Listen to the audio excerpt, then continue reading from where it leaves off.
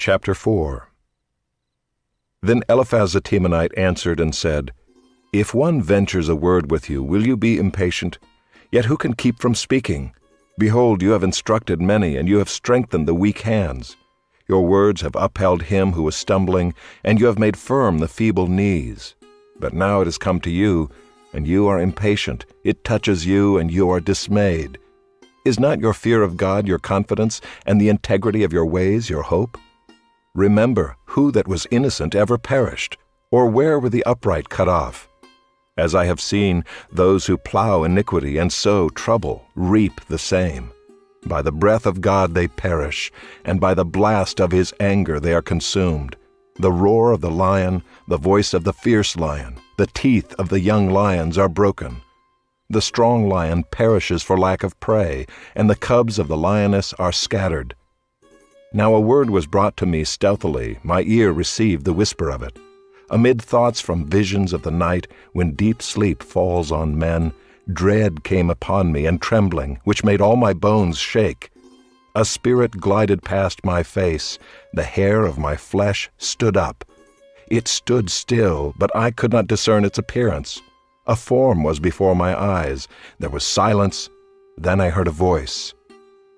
Can mortal man be in the right before God? Can a man be pure before his Maker? Even in his servants he puts no trust, and his angels he charges with error. How much more those who dwell in houses of clay, whose foundation is in the dust, who are crushed like the moth? Between morning and evening they are beaten to pieces. They perish forever without anyone regarding it. Is not their tent cord plucked up within them? Do they not die, and that without wisdom?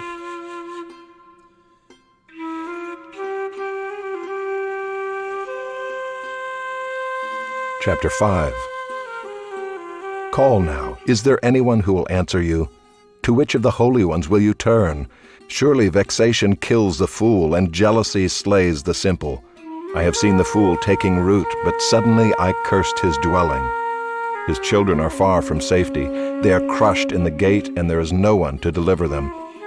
The hungry eat his harvest, and he takes it even out of thorns, and the thirsty pant after his wealth. For affliction does not come from the dust, nor does trouble sprout from the ground, but man is born to trouble as the sparks fly upward. As for me, I would seek God, and to God would I commit my cause, who does great things and unsearchable, marvelous things without number. He gives rain on the earth and sends waters on the fields. He sets on high those who are lowly, and those who mourn are lifted to safety. He frustrates the devices of the crafty so that their hands achieve no success. He catches the wise in their own craftiness, and the schemes of the wily are brought to a quick end. They meet with darkness in the daytime and grope at noonday as in the night. But he saves the needy from the sword of their mouth and from the hand of the mighty.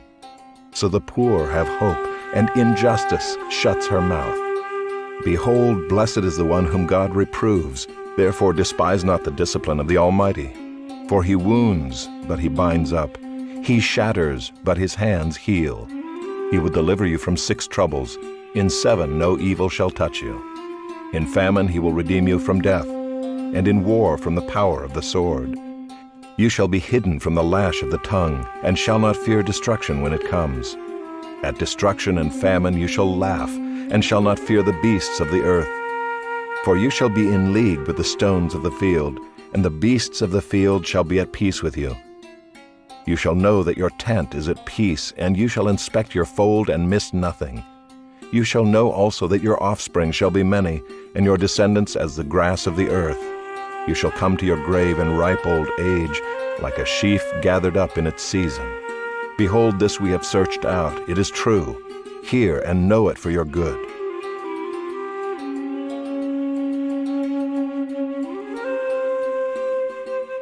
Chapter 6. Then Job answered and said, Oh, that my vexation were weighed, and all my calamity laid in the balances. For then it would be heavier than the sand of the sea. Therefore my words have been rash. For the arrows of the Almighty are in me, my spirit drinks their poison. The terrors of God are arrayed against me. Does the wild donkey bray when he has grass, or the ox low over his fodder? Can that which is tasteless be eaten without salt, or is there any taste in the juice of the mallow? My appetite refuses to touch them. They are as food that is loathsome to me. Oh, that I might have my request, and that God would fulfill my hope, that it would please God to crush me, that he would let loose his hand and cut me off. This would be my comfort. I would even exult in pain unsparing, for I have not denied the words of the Holy One. What is my strength that I should wait? And what is my end that I should be patient? Is my strength the strength of stones, or is my flesh bronze? Have I any help in me when resource is driven from me? He who withholds kindness from a friend forsakes the fear of the Almighty. My brothers are treacherous as a torrent bed, as torrential streams that pass away, which are dark with ice and where the snow hides itself. When they melt, they disappear. When it is hot, they vanish from their place. The caravans turn aside from their course. They go up into the waste and perish. The caravans of Tema look. The travelers of Sheba hope. They are ashamed because they were confident. They come there and are disappointed.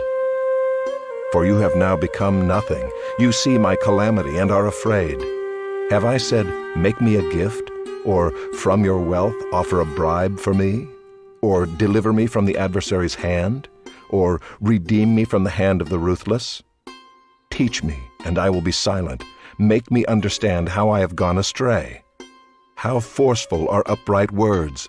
But what does reproof from you reprove? Do you think that you can reprove words when the speech of a despairing man is wind? You would even cast lots over the fatherless and bargain over your friend.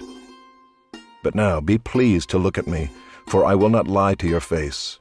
Please turn, let no injustice be done. Turn now, my vindication is at stake. Is there any injustice on my tongue? Cannot my palate discern the cause of calamity?